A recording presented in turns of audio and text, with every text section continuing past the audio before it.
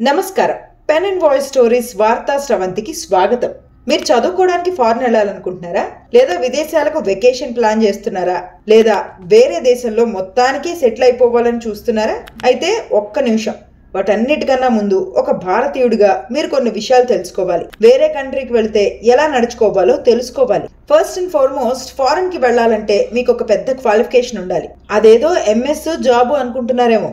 కాదు, వేరే దేశానికి వెళ్ళాలంటే మిస్బిహేవియర్ అనే సబ్జెక్ట్ లో మీకు పిహెచ్డి ఉండాలి. దేశం పరువు ఎలా తీయాలో అనే అంశంపై అవుట్ ఆఫ్ ద బాక్స్ ఆలోచించే స్కిల్ ఉండాలి. ఇక వీసా అప్రూవ్ అయిన వెంటనే బుర్రలో నుంచి సివిక్ సెన్స్ అనే కామన్ సెన్స్ తీసి బీరువాలో దాచి ఆ బీరువాను ఇంకో లాకర్లో పెట్టి ఎయిర్పోర్ట్కి వెళ్ళాలి. ఫ్లైట్ ఎక్కిన వెంటనే అది విమానం కాదు, మన సొంతిల్లు అన్నంతలా కంఫర్ట్ అవ్వడం మర్చిపోకండి. ఒక్కోసారి సొంతింటి కన్నా ఎక్కువ కంఫర్ట్ ఫీల్ అవ్వాలి, అప్పుడే కిక్కు. విమానం టేక్ ఆఫ్ అయిన వెంటనే బెడ్లు తీసేసి ప్లేన్ మొత్తం తిరగాలి. పెద్ద పెద్ద సౌండ్లు పెట్టి మ్యూజిక్ వినాలి. హై వాల్యూమ్ లో ఇన్స్టాగ్రామ్ రీల్స్ చూడాలి. పక్కన ఉన్నవారు డిస్టర్బ్ అవుతారేమో అన్న డౌటే రాకూడదు. ఇలా చేయడమే కరెక్ట్. ఎవరేమనుకుంటారో, ఎవరెంత డిస్కంఫర్ట్ ఫీల్ అవుతారో అన్నది మనకు అనవసరం అసలు. మరి అన్ని గంటల ఫ్లైట్ జర్నీలో బోర్ కొడితే ఏం చేయాలి? బుక్స్ పట్టుకెళ్ళి మీ సీట్లో కూర్చుని ప్రశాంతంగా ఎవరిని డిస్టర్బ్ చేయకుండా చదువుకుందాం అని అనుకుంటున్నారేమో. అబ్బే, అదంతా పాతకాలం అలవాట్లు. ఇప్పుడు ట్రెండ్ మారిందండి. ఐల్ మధ్యలో దుప్పటేసి అందరూ కలిసి ఇదిగో ఇలా ఆడుకోవాలి. వేరే వాళ్ళు నడిస్తే ఏంటి, నడవకపోతే ఏంటి, మీరు మాత్రం చిల్ కొట్టాలి. బై ద వే, అలా ఆడుకుంటున్నట్టు వీడియో తీసి క్రేజీ మ్యాచో పాటలతో సోషల్ మీడియాలో అప్లోడ్ చేయడం మాత్రం అస్సలు మర్చిపోకండి. బట్ ఇలా చేస్తే ఫ్లైట్లో వాళ్ళు ఏమనకపోవచ్చు, కానీ సోషల్ మీడియాలో this is non sense, zero civic sense అంటే మాత్రం అసలు అఫెండ్ అవ్వకండే. ఇంకో విషయం, విమానంలో కూడా బాత్రూమ్లు ఉంటాయా అన్న బేసిక్ క్వశ్చన్ మీకు రావచ్చు. బాత్రూమ్లు ఉండవని ఇదిగో ఈయన చేసినట్టు పక్కన ప్యాసింజర్ మీదే యూరినేట్ చేసే ముందు ఒకసారి ఫ్లైట్ అటెండెంట్ ని కనుక్కోండి. ఇక విమానం దిగినప్పటి నుంచి అసలు కథ మొదలవుతుంది. అమెరికా, కెనడా, ఆస్ట్రేలియా, యూకే ఇలా దేశంతో సంబంధమే లేకుండా మీరు మీ దేశీ స్వాగ్ ని చూపించాలి. మీలోని అసలు సిసలైన భారతీయుడిని బయటకు తీయాలి. ఇండియాలో అయితే చెత్త ఎక్కడ పడితే అక్కడ ఉంటుంది. చెత్తని మనం ఎక్కడ పడితే అక్కడ పడేయచ్చు. రూల్స్ కాదు కదా, మన కామన్ సెన్స్ ని క్వశ్చన్ చేసేవాడే లేడు. But why should India have all the fun? కెనడాలో ఉంటే ఇదిగో వీళ్ళు చేసినట్టు ఇలా రోడ్డు పక్కన చెత్త పడేయాలి. అఫ్ కోర్స్ అది అఫెన్సివ్. దొరికితే $1,50,000 ఫైన్ లేదా జైలుకు కూడా పంపిస్తారన్న విషయాన్ని మర్చిపోయి మనలోని నిజమైన భారతీయుడిని బయటకు తీయాలి. ఆ వీడియో వైరల్ అయ్యి they destroyed India, we cannot let them destroy Canada అని కామెంట్స్ వస్తే అస్సలు బాధపడకుండా 2 చేతులు జేబులో పెట్టుకుని అలా నడుచుకుంటూ వెళ్ళిపోవాలి. ఇండియాలో గుట్కాలు, పాన్లు నమిలి ఎక్కడ పడితే అక్కడ ఉమ్మేయడం తరతరాలుగా వస్తున్న సంప్రదాయం. వేరే కంట్రీకి వెళ్తే మాత్రం మానుకోవాలా ఏంటి? మీరు లండన్లో ఉంటుంటే ఫుల్గా గుట్కాలు నమిలి ఇలా దేని మీద పడితే దాని మీద ఉమ్మేయచ్చు. మీరు అలా చేయలేకపోతారేమో అని ముందే చేసేసి మీకు ధైర్యాన్ని ఇస్తున్నారు. మీరేమి టెన్షన్ పడక్కర్లేదు. మన తెలుగు వాళ్ళకి సినిమాలంటే పిచ్చి. తిండైనా మానేస్తారేమో కానీ ఫేవరెట్ హీరో సినిమాని మాత్రం మిస్ అవ్వరు. అలాంటిది వేరే కంట్రీలో మన హీరో గురించి రచ్చ చేయకపోతే ఎలా? హరిహర వీరమల్లు సినిమా ఈ మధ్య రిలీజ్ అయింది. యూకేలోని ఒక థియేటర్లో పవన్ కళ్యాణ్ ఫ్యాన్స్ పేపర్లు విసిరి అరిచి గోల చేసి సెలబ్రేట్ చేసుకున్నారు. ఇండియాలో ఇదంతా కామనే, బట్ యూకేలో మాత్రం షోని మధ్యలో ఆపేసి staff members class speaker. Of course అవేవి మన చెవులకు ఎక్కవనుకోండి. థియేటర్లలో గోల చేయాలి, వీడియోలు తీయాలి, సోషల్ మీడియాలో అప్లోడ్ చేయాలి. బై ద వే, ఇలాంటి వారి వల్ల థియేటర్లలో తెలుగు సినిమాలు వేయడం ఆపేస్తున్నారట. మీరు వెళ్లే ముందు చెక్ చేసుకోండి ఒకసారి. మన అభిమానాన్ని చాటుకోవడానికి ఎప్పుడు అవుట్ ఆఫ్ ద బాక్స్ ఆలోచించాలి. దేశం ఏదైనా మనం చేసే పని హైలైట్ అవ్వాలి. మీరు జూనియర్ ఎన్టీఆర్ ఫ్యాన్ అయితే ఆస్ట్రేలియా మెల్బోర్న్ లో చేసినట్టుగా చేయండి. అక్కడ junior NTR next cinema war 2ని ఆకాశంలో విమానాలతో స్కై రైటింగ్ చేశారు. Fans, die-hard fans. కానీ అది సినిమా టైటిల్ అని తెలియని చాలా మంది ఆస్ట్రేలియన్లు భయపడిపోయారు. వాళ్ళ దేశం మీద ఎవరో యుద్ధం ప్రకటించారని టెన్షన్ పడిపోయారు. పిచ్చోళ్ళు. వార్ అన్న పదాన్ని అంత సీరియస్ గా తీసుకుంటే ఎలా?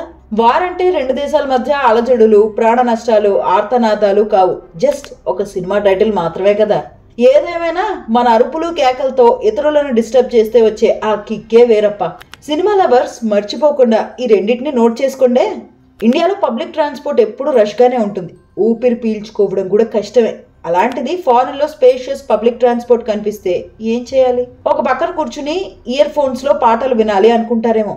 అబ్బే, అదంతా పాతకాలం అలవాట్లు. ఇదిగో జర్మనీలో మన భారతీయులు హై వాల్యూమ్ లో హిందీ పాటలు పాడుతున్నారు చూడండి. మీరు కూడా ఇలానే చేయాలి. మరి వియత్నాంలో ఉంటే మాత్రం ట్రైన్ జర్నీలో భారత్ మాతాకి జై, భారత్ మాతాకి జై అని ఖచ్చితంగా అరవాలి. లేకపోతే మీ ట్రిప్ అసంపూర్ణంగానే మిగిలిపోతుంది. మీ పక్కన ప్యాసింజర్ల డిస్కంఫర్ట్ ని అస్సలు పట్టించుకోకండే. విదేశాల్లో ఉంటున్న వారు మనుషులే కారు, వాళ్ళకి ఫీలింగ్సే ఉండవు. రోజంతా కష్టపడి పబ్లిక్ ట్రాన్స్పోర్ట్ లో ఇంటికి వెళ్తున్నప్పుడు వారు ప్రశాంతంగా ఉండాలనుకోరు. ఒకవేళ మీరు ఫారెన్కి వెళ్తుంటే ఇండియాని మిస్ అవుతారేమో అన్న బాధ, బెంగ పెట్టుకోవాల్సిన అవసరమే లేదు. ఇప్పుడు దాదాపు ప్రతి దేశంలో ఇండియాకు సంబంధించిన అన్ని రకాల ఈవెంట్స్ జరుగుతున్నాయి. పండగ నుంచి పెళ్లి వరకు ఫుల్ మస్తీ. ఇదిగో ఇలా వాల్ స్ట్రీట్ నే మూసేసి పెద్ద పెద్ద డీజేలతో డాన్సులు చేస్తూ పెళ్లి కూడా చేసుకోవచ్చు. దానికి కాస్త ఖర్చు అవుతుంది అనుకోండి.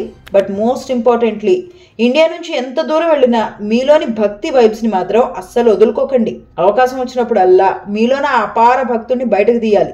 సంక్రాంతి నుంచి దీపావళి వరకు ఏ పండగైనా పెద్ద పెద్ద డీజేలు పెట్టాలి, రోడ్లు బ్లాక్ చేయాలి, ఎగిరి గంతులెయ్యాలి. ఒక్క మాటలో చెప్పాలంటే పండుగల పేరుతో రచ్చరచ్చ చేయాలి. ఒక్కసారి కెనడా రివర్ లో గంగా హారతి కూడా ఇవ్వాల్సి ఉంటుంది. కెనడాలో గంగా ఎక్కడుందబ్బా అని మీకు అనిపించవచ్చు. విమానం ఎక్కే ముందు మీ బుర్రను బీరువాలో పెట్టారు కాబట్టి ఆ డౌట్ మీకు రాకూడదు అసలు. బై ద వే, లేని గంగకు హారతి ఇచ్చిన తర్వాత ఇలాంటి కామెంట్లు చూస్తే పూర్తిగా ఇగ్నోర్ చేసేయండే. ఇప్పటి వరకు మీరు చూసింది ఒక ఎత్తు, నెక్స్ట్ మీరు చూసే 2 విషయాలు ఇంకో ఎత్తు. ఇండియాలో అరటిపండు ఒలిచి తిన్నంత ఈజీగా విమెన్ ఆబ్జెక్టిఫికేషన్ చేస్తారు. మన ఇంట్లో ఉంది కూడా ఆడవారే అన్నది మర్చిపోయి రోడ్డు మీద కనిపించే మహిళలను హేళన చేస్తారు. ఈ యాటిట్యూడ్ వల్ల నేరాలు పెరిగిపోతున్నాయి. బట్ ఇవి మన రాజకీయ నేతలకు అవసరం లేదు, ప్రజలకు అంతకన్నా అవసరం లేదు. మరి ఇలాంటి గొప్ప క్వాలిటీని మనతో పాటు విదేశాలకు తీసుకెళ్ళకపోతే ఎలా? నెక్స్ట్ టైం మీరు టర్కీకి వెళితే ఇదిగో ఈ మహానుభావుల్లాగా అడుగడుగున పరాయి దేశాల మహిళల మీద కామెంట్లు చేయాలి. వారికి తెలియని లాంగ్వేజ్ లో వారి గురించి అసభ్యకరంగా మాట్లాడుతూ వీడియోలు చేసి అప్లోడ్ చేయాలి. ఒకవేళ పోలీసులకు దొరికితే, అరెస్ట్ అయితే మాత్రం ఏదో వాళ్ళ సంతోషం కోసం తప్పు మీదే అని ఒప్పుకోవాలి, వీడియోలు డిలీట్ చేయాలి. ఒకవేళ టర్కీలో పోలీసులు పట్టుకోకపోతే మాత్రం వెనిస్కి వెళ్ళండి. అక్కడ బోటు మీద షికారు చేస్తూ కనిపించిన ప్రతి అమ్మాయిని కామెంట్ చేసి ఏదో పెద్ద గొప్ప ఘనకార్యం చేసినట్టు ఆ వీడియోని సోషల్ మీడియాలో పెట్టండి. మిమ్మల్ని చూసి మీలా బతకాలనుకునే వారందరూ వా అన్నా, వా అన్నా నువ్వు పెద్ద స్వాగు అని కామెంట్లు పెడతారు. అవి చూసి మీరు సంతోషించండి. ఇండియాలో నేరాలు సర్వసాధారణం. ఇక్కడ చాలా మంది దొంగతనాన్ని ఒక ఆర్ట్ గా చూస్తుంటారు. పాపం ఆ విషయం వేరే కంట్రీస్ కి తెలియదు కదా, మరి మనం తెలియజేయాలి కదా. సో నెక్స్ట్ టైం మీరు అమెరికాకి వెళ్ళినప్పుడు ఇదిగో ఈ మహిళలాగా దర్జాగా షాప్ లిఫ్టింగ్ చేయండి. దొరికిపోతే మాత్రం సారీ అంటూ తప్పించుకునేందుకు ప్రయత్నించండి. రూల్స్ బ్రేక్ చేసిన వారిలో ఎవరో 100లో 1-2 దొరుకుతూ ఉంటారు అంతే. మిగిలిన వారందరూ హుందాగా గొప్ప అచీవ్మెంట్ గా ఫీల్ అయ్యి షాప్ లిఫ్టింగ్ అనేది ఒక ఆర్ట్ గా ప్రపంచానికి చాటి చెబుతూ ఉంటారు. మరి ఇప్పటి వరకు మీరు విన్నది సెటైర్ అని మీకు ఇంకా అర్థం కాకపోతే మీరు కూడా ఇందాక చెప్పిన వాళ్ళలాగా తయారవ్వచ్చు. జాగ్రత్త. మరి విదేశాల్లో ఇండియన్స్ కి పెద్దగా మంచి పేరు లేదు. అలాంటిది ఇప్పటి వరకు నేను చెప్పిన సంఘటనలతో ఆ పేరు ఇంకా దిగజారిపోయింది. భారత్ ని విశ్వగురు స్థాయికి తీసుకెళ్లాలని మన పిఎం మోడీ ప్రతి ఈవెంట్ లో గొంతు చించుకుని చెబుతుంటే విదేశాలకు వెళుతున్న ఇండియన్స్ మాత్రం దేశ పరువును ఎన్ని విధాలుగా తీయొచ్చు అని ఆలోచిస్తున్నారు.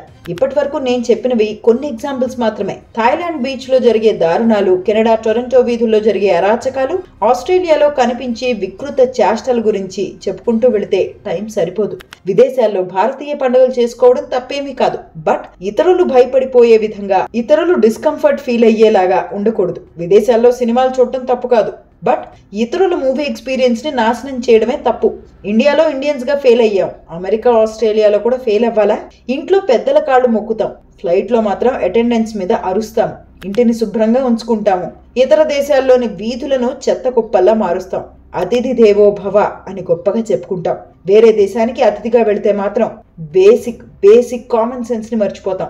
అందరు ఇలానే ఉంటున్నారని అనడం నా ఉద్దేశం కాదు. బట్ ఒక్కరు తప్పు చేసినా దాని రీసౌండ్, దాని రిజల్ట్ ఎక్కువగా ఉంటుంది. అండ్ ఈ విషయంలో యాంటీ ఇండియన్ భావాలు ఈ మధ్య పెరుగుతున్నాయి. విప్లవకారుడు భగత్ సింగ్ 23 ఏళ్లకే ప్రాణత్యాగం చేసింది. ప్రజల స్వేచ్ఛ కోసం పోరాడుతూ సుభాష్ చంద్రబోస్ ప్రాణాలు కోల్పోయింది. ప్రజల హక్కుల కోసం మహాత్మా గాంధీ నిరాహార దీక్షలు చేసింది. ఎందరో స్వాతంత్ర సమరయోధుల త్యాగాల వల్ల 200 ఏళ్ల బ్రిటిషర్ల అరాచక పాలన నుంచి ఇండియాకి విముక్తి లభించింది. ఇలా మనం మన దేశం పరువు తీసుకోవడానికా? ఒక్కసారి ఆలోచించండి. ఇండియన్ ట్రెడిషన్స్ ని చూసి, ఇస్రో ఘనతలను చూసి, మన ఆర్టిస్టుల ఆర్ట్ చూసి ప్రపంచం ఇండియాకి దాసోహం అంటుంటే మన భారతీయులు మాత్రం సింగపూర్ నుంచి స్విట్జర్లాండ్ వరకు, బ్యాంకాక్ నుంచి బాలి వరకు మిస్బిహేవియర్లు, PhDతో వార్తల్లో నిలుస్తున్నారు. ఇండియా టూరిస్టులే ఇలా ఉన్నారా, వేరే దేశాల వారు ఇలా లేరా అని మీరు అడగొచ్చు. But that's not the point. Worst టూరిస్టుల జాబితాలో చైనా టాప్ లో ఉంది. జీడిపిలో ఫైట్ ఇవ్వలేకపోతున్నాం కాబట్టి వరస్ట్ టూరిస్ట్స్ అనే ట్యాగ్ కోసం పోటీ పడాలనుకుంటున్నారా ఏంటి? లెట్స్ బి క్లియర్, మనం వేరే దేశానికి వెళుతున్నప్పుడు నువ్వు నేను ఇక ఏమాత్రం హిందూ ముస్లిం క్రిస్టియన్ కాము. We are Indians. 1.4 బిలియన్ మంది భారతీయుల అంబాసిడర్స్ మనం. We are the representatives of the largest democratic country in the world. వీడిలా ఉండాలిరా అని అనిపించుకోకపోయినా పర్లేదు, వీడిలా ఉండకూడదురా బాబు అని అనిపించుకోకపోతే చాలు. సో నెక్స్ట్ టైం మీరు ఫ్లైట్ ఎక్కుతున్నప్పుడు సివిక్ సెన్స్ ని బీరువాలో పెట్టకుండా మీతో పాటు తీసుకెళ్ళండి, తప్పేం లేదు. రూల్స్ ని ఫాలో అవ్వండి. When you are in Rome, be a Roman అన్న సేయింగ్ ని అలవాటు చేసుకోండి. పొలైట్ గా మాట్లాడండి, రెస్పాన్సిబుల్ గా బిహేవ్ చేయండి. వేరే దేశాల వాళ్ళు మనల్ని చూసి అమ్మో ఇండియన్సా అని పారిపోకుండా వీళ్ళురా నిజమైన భారతీయులు అని అనిపించేలా జీవించండి. మన లైఫ్ కి మనకి దక్కిన స్వాతంత్రానికి ఒక అర్థం ఉంటుంది. చివరిగా ఒక్క విషయం, choose your heroes wisely. Instagram లో, యూట్యూబ్ లో మీరు ఎవరిని ఫాలో అవుతున్నారో జాగ్రత్తగా గమనించండి. భారతదేశ కీర్తిని ఉన్నత శిఖరాలకు తీసుకెళ్తున్న మన చెస్ ఛాంపియన్స్, అథ్లెట్స్ ను ఫాలో అవుతున్నారా, లేక మహిళలను ఆబ్జెక్టిఫై చేస్తూ వీడియోలు చేస్తున్న వారిని ఫాలో అయ్యి వారి వీడియోల కింద అంతే దారుణంగా కామెంట్లు పెడుతున్నారా? ఒక్కసారి చెక్ చేసుకోండి. దేశాన్ని, దేశ గౌరవాన్ని కాపాడాలంటే ప్రతి ఒక్కరూ బార్డర్కి వెళ్లి తుపాకీ పట్టాల్సిన అవసరం లేదు. పరాయి దేశంలో బాధ్యతాయుతంగా ప్రవర్తించండి చాలు. ఇన్ఫాక్ట్ సరిహద్దుల్లో సైనికులు వీరోచిత పోరాటంతో దేశాన్ని ఎలా రక్షిస్తున్నారో మనం కూడా విదేశాల్లో మన దేశ గౌరవాన్ని అలాగే కాపాడుకోవాలి. Let's make India famous for the right reasons, because the world is watching and our country deserves better. So Indians and foreign పై చేసిన ఈ కంటెంట్ మీకు నచ్చితే ఈ వీడియోని వెంటనే లైక్ చేయండి. ఈ టాపిక్ పై మీ ఒపీనియన్ ని కామెంట్ చేయండి అండ్ మన ఛానల్ ని సబ్స్క్రైబ్ చేసుకోండి. More exciting videos coming up. Stay tuned.